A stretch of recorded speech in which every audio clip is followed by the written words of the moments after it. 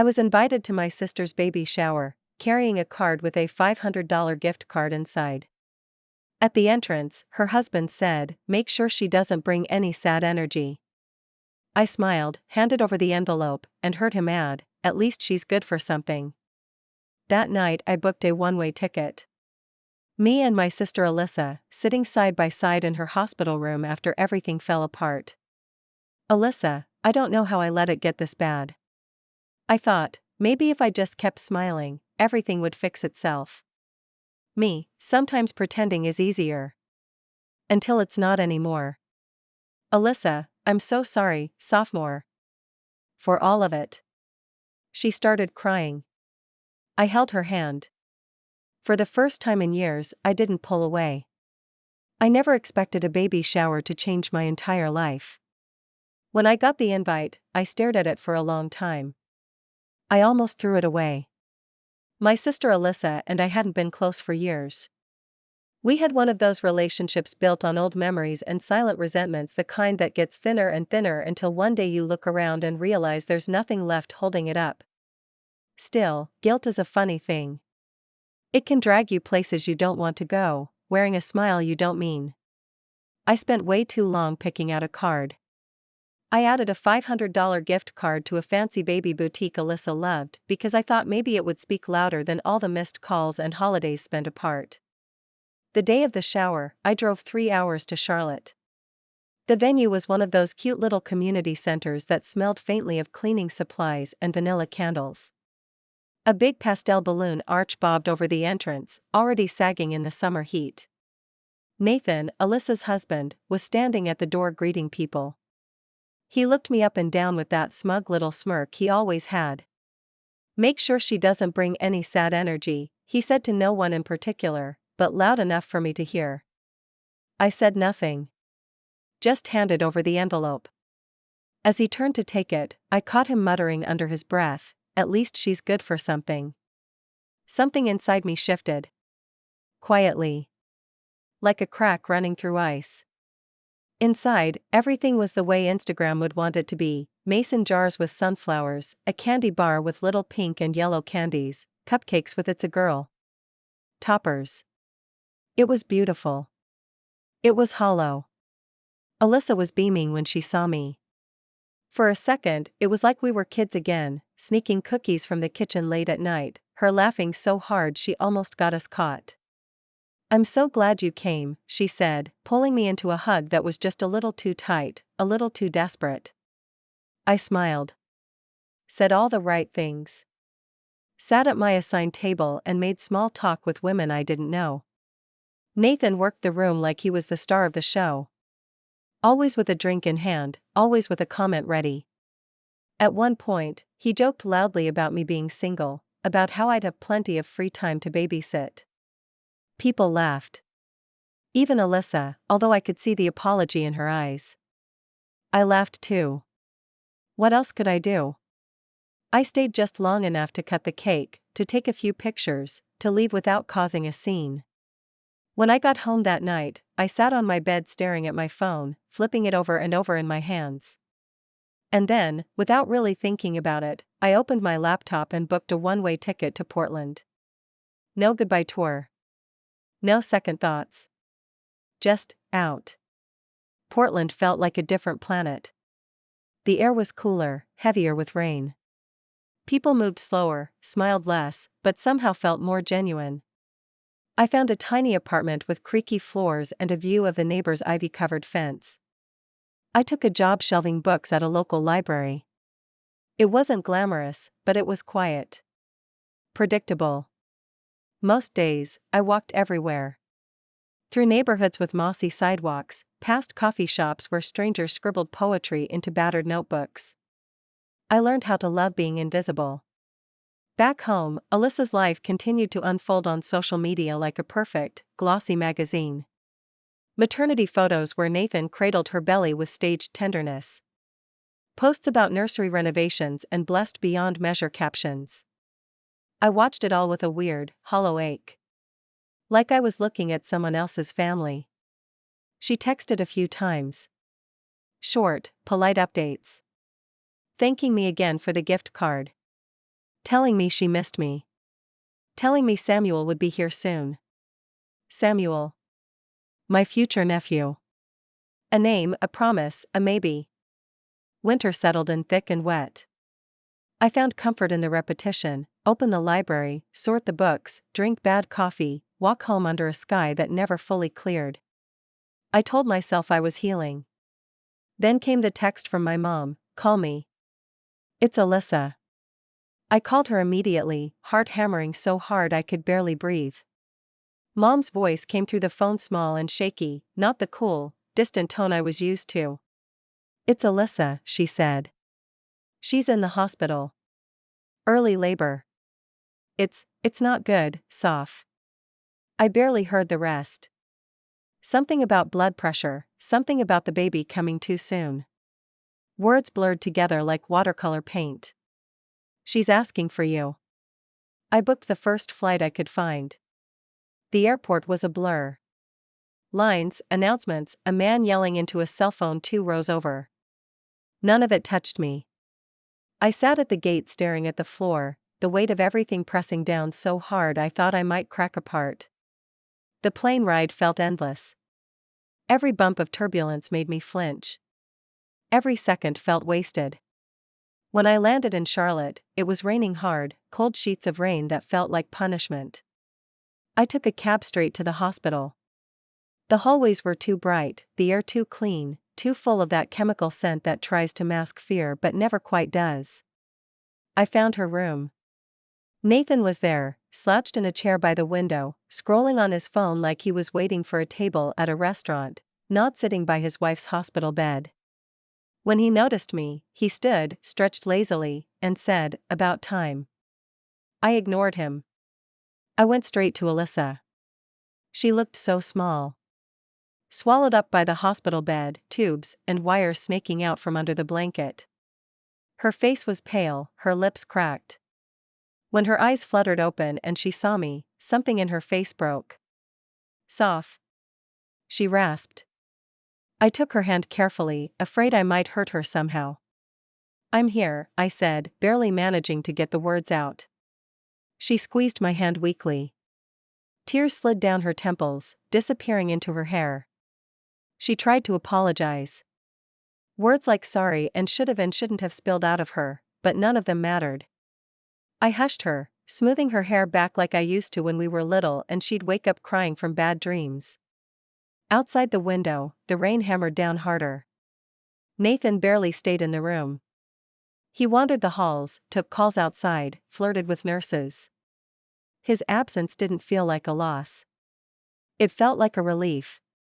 Over the next few days, I became Alyssa's shadow. I sat with her through endless nurse checks, late-night panics, the beeping machines that became our background noise. Samuel was born 3 weeks early. Tiny. Fragile. His cry sounded more like a kitten's mewl than a baby's wail. They whisked him off to the NICU before Alyssa even got to hold him. She sobbed in my arms after they took him. Great, shuddering sobs that seemed to come from somewhere deep and long buried. I held her tighter, remembering all the times growing up when I'd been the one crying and she'd turned away, unsure, uncomfortable. This time, I didn't let go. One night, after Alyssa finally fell into an exhausted sleep, I went to get some air. The hospital courtyard was deserted, the rain finally reduced to a damp mist that clung to the skin. I spotted Nathan by the smoking area, hunched over his phone. His voice carried in the stillness. "I'm telling you, Maggie," he said. "She's a goddamn wreck. The kid probably won't even make it. Once it's over, we can move on." There was a low, intimate laugh from the other end of the line. "I'll be back full-time soon. Hang tight." I froze. Maggie. Not Alyssa. Everything clicked into place like puzzle pieces snapping together, the smugness, the cruelty, the way he checked out emotionally the moment things stopped looking Instagram perfect. I pulled out my phone and hit record, my hands trembling so badly I almost dropped it. When Nathan finally noticed me standing there, his face twisted into something half snarl, half smirk. "You shouldn't be spying, Sophia," he said, flicking his cigarette away. You always were nosy. I didn't say anything. I didn't need to. I had everything I needed. Back in Alyssa's room, I sat by her bed, watching her sleep. Her face looked peaceful now, the deep furrows of worry smoothed out for the first time in days. I should have waited. Let her rest. But something in me couldn't. When she stirred, blinking up at me with confusion, I didn't ease into it. I told her everything. Quietly. Clearly. At first, she shook her head. No, it couldn't be. Nathan wouldn't. Then I played her the recording. She listened without a word. Her face didn't move. Didn't cry. Didn't scream. When the recording ended, she closed her eyes and let out a breath that sounded like it had been trapped in her lungs for years. Okay, she said simply. Just one word. But in that moment, it felt like something huge had shifted. Like a building collapsing in slow motion. The next morning, Alyssa asked for a lawyer. It wasn't dramatic. No slammed doors. No screaming matches. She just asked the nurse quietly if there was a notary available at the hospital. She wanted to start the paperwork. Nathan showed up mid-morning, holding a coffee and wearing the same arrogant grin like none of it mattered. He didn't even notice the stack of folders on Alyssa's tray table until she shoved them toward him. I want a divorce, she said, voice steady, almost too calm. He blinked at her, confused for a second, like he couldn't compute what was happening. You're tired, he said, laughing a little too loudly. You're emotional. Let's talk about this when you're thinking straight. Alyssa didn't flinch. I'm thinking straighter than I have in years. Nathan's face darkened. The charm drained out of him like water swirling down a drain. His true self showed in flashes, the cold calculation behind the smiles, the simmering resentment he barely kept contained. You want to do this now? He hissed, glancing around like he was worried someone might overhear. I'm doing it now, Alyssa said, her voice never wavering. He looked at me then, eyes narrowing. This is you, he snapped. You poisoned her against me. You always hated me. I just smiled. A small, tired smile. I didn't have to, I said. You did that all by yourself. He stormed out, coffee forgotten on the floor. I could feel Alyssa's whole body shake as she exhaled. Relief, terror, adrenaline, it was all mixed together. But she didn't cry. She just looked out the window at the gray sky and whispered, "Thank you." The fallout came faster than anyone expected. Nathan fought dirty. He filed motions to block Alyssa from accessing joint accounts. He tried to paint her as unstable, emotional, unfit.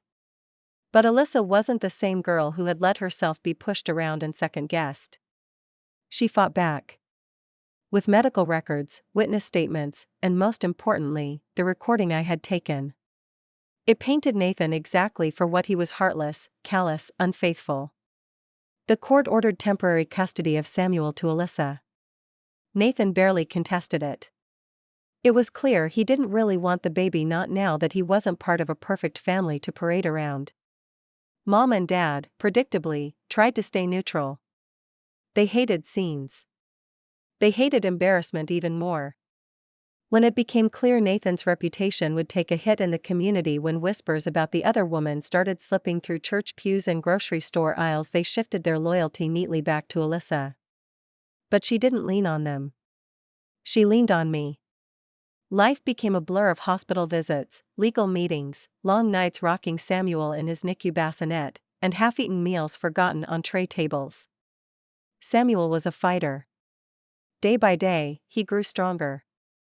He still needed breathing support, still struggled sometimes, but he gripped my finger with tiny fierce fists like he was holding on to the world itself.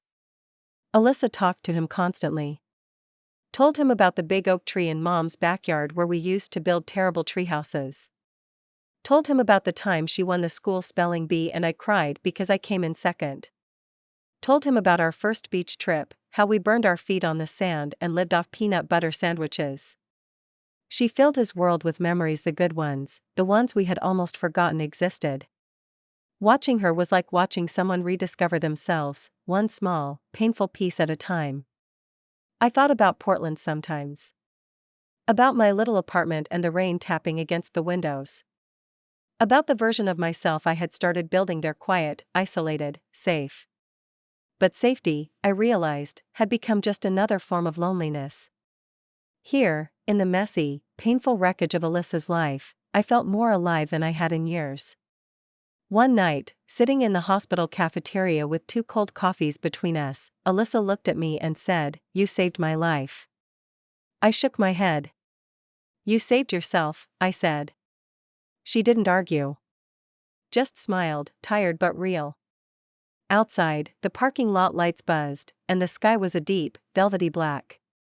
For the first time in a long time, it didn't feel like something was ending. It felt like something was just beginning. Samuel was finally cleared to come home 6 weeks later. It wasn't the perfect, Instagram-worthy homecoming anyone would dream about. There were no balloons, no welcome home banners. Just Alyssa carefully strapping him into a car seat that still smelled faintly of plastic, her hands trembling the whole time. I drove them both home in my beat-up rental car because Nathan was nowhere to be found. He'd stopped showing up completely after the first custody hearing. We pulled up in front of Alyssa's new Placia small townhouse she was renting on the other side of town, far enough from her old life to feel like a clean break. The front yard was barely bigger than a welcome mat, the porch light flickered when it rained, and the neighbors were mostly college kids with loud music and louder dogs. It was perfect. Inside, the furniture was sparse, a donated crib, a battered couch from a friend, a coffee table that wobbled if you leaned on it too hard. The walls were bare except for one photo of her and Samuel, his tiny fist wrapped around her finger, taped crookedly to the fridge. We stood there for a moment after bringing him in, just breathing. The air smelled like fresh paint and baby lotion. Alyssa bent over the crib and laid Samuel down so gently, like he might break if she let go too fast. For a long moment, neither of us moved. Then Alyssa sank onto the couch, buried her face in her hands, and started to sob. The kind of sobs you don't make room for when you're busy surviving. I didn't say anything. I just sat next to her and let her cry. Sometimes love isn't about fixing things. It's about sitting quietly beside the broken pieces. Over the next few weeks, we built a routine. I'd come by in the mornings to help. I learned how to prepare bottles with one hand, how to swaddle a baby with military precision, how to survive on 2 hours of broken sleep and an alarming amount of lukewarm coffee. Samuel had a way of pulling smiles out of Alyssa that I hadn't seen in years. Real smiles. Ones that lit up her whole tired, battered face. It wasn't easy. The nights were long and terrifying when Samuel would stop breathing for just a second too long. There were doctor's appointments, bills piling up, court documents needing signatures. But somehow, we kept moving. Every morning felt a little less like surviving and a little more like living. Our parents, of course, didn't know how to deal with any of it. Mom showed up once with a casserole and a handful of passive-aggressive remarks about how back in her day women didn't have the luxury of quitting their marriages over one little mistake. Dad barely looked up from his phone when he visited, more concerned with the perception of the thing than the reality of it. Alyssa stayed polite. Smiled tightly. Let them say what they needed to say and then ushered them out after 15 minutes. After one particularly painful visit, she turned to me and said, "They don't get it, do they?" "No," I said. "And they probably never will." She nodded like she already knew that but needed to hear it out loud anyway. Nathan, for his part, finally agreed to the divorce terms after realizing that fighting would cost him more money and reputation than he cared to spend. He moved in with Maggie, a woman we knew nothing about and cared even less to learn. Rumor had it that within months, Maggie got tired of his act too. It didn't matter anymore. He was just gone. The thing about people like Nathan is they expect to leave a hole when they leave. But sometimes all they leave behind is space to breathe. One night, months later, Alyssa and I sat on the tiny porch, Samuel sleeping soundly inside for once. It was a rare cool evening. The stars managed to peek out past the city lights, the air smelling faintly of jasmine from a neighbor's overgrown vines. Alyssa sipped from a chipped mug of tea, staring out into the dark. "I thought I had everything," she said, her voice soft. "The house, the husband, the baby on the way. I thought I did everything right." "You did," I said. "You just picked the wrong person to build it with." She nodded slowly, tracing the rim of her mug with one finger. "I wasted so much time." "No," I said. "You survived. There's a difference." She smiled at me then, tired but real. The kind of smile that doesn't need to pretend anymore. The days turned into weeks, then months. Little by little, Alyssa rebuilt her life. It wasn't some grand cinematic transformation. There were no montages with inspirational music. It was small things, almost invisible if you didn't know where to look. The way she held herself a little straighter when she pushed Samuel's stroller down the street. The way she smiled when she figured out how to fix a leaky faucet on her own. The way her laugh, the real, belly-deep kind, started coming back, slowly but surely. I found myself healing alongside her without even realizing it.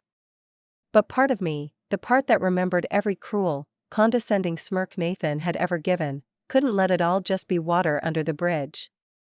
He hadn't just hurt Alyssa. He had built his entire life on tearing others down, and he had walked away thinking he'd gotten off clean. That didn't sit right with me. Nathan, in true Nathan fashion, hadn't stopped chasing appearances even after the divorce. He had started his own luxury real estate brand, plastering his face on billboards around Charlotte, posing in tailored suits in front of mansions he could barely afford to list. His online presence was a constant stream of fake smiles, champagne flutes, and rented Lamborghinis. He was desperate to be seen as a success. And that was the pressure point. One afternoon, while Samuel napped and Alyssa dozed off on the couch, exhausted from another endless night of feedings, I sat at the kitchen table scrolling through Nathan's latest posts.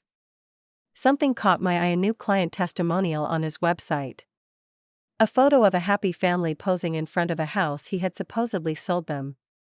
Except, I recognized the house. It wasn't new. It wasn't sold. It was still sitting empty 2 blocks away, plastered with a giant "for sale" sign. Curious, I started digging. The deeper I went, the worse it got. Fake listings. Stock photos passed off as recent clients. Lies about his experience, his awards, even his sales numbers. Nathan's entire professional brand was a house of cards, and it wouldn't take much to tip it over. I didn't go to the police. I didn't post anything angry or messy online. Instead, I collected everything: screenshots, public records, side-by-side comparisons, and sent an anonymous tip to the State Real Estate Commission. Then I sat back and waited. It didn't take long. 3 months later, Nathan's face disappeared from billboards overnight. The investigation found multiple ethics violations. Falsifying listings. Misleading advertising. Improper client communications. His license was suspended pending a full review. By the time the local news picked up the story, prominent Charlotte realtor accused of fraud. Nathan's career was dead in the water. The best part? There was no dramatic confrontation. No shouting match. No scene. He just disappeared. From social media. From town. From everyone's lips. The man who had built his life on image and ego had been undone by the thing he cared about most, his reputation. And he would spend the rest of his life knowing exactly who helped it happen, but with no proof, no evidence, and no one willing to listen to his side of the story anymore. Alyssa never asked questions. Maybe she suspected something. Maybe she didn't. It didn't matter. She was too busy moving forward. She enrolled in online classes to finish the business degree she had put on hold for marriage. She found a part-time bookkeeping job for a small, women-owned business that treated her with real respect. Samuel kept growing stubborn, joyful, endlessly curious, a living reminder that sometimes, life gives you a second chance wrapped in tiny fists and gummy smiles. As for me, I stayed. Portland had been an escape. Charlotte was a homecoming. One evening, while we sat on the front porch, watching Samuel toddle unsteadily across the patchy lawn, Alyssa turned to me and said, "You know, I think I'm actually happy." She sounded a little surprised. A little odd. I smiled, pulling my sweater tighter against the evening breeze. "You deserve to be," I said. And for the first time in what felt like forever, I believed it.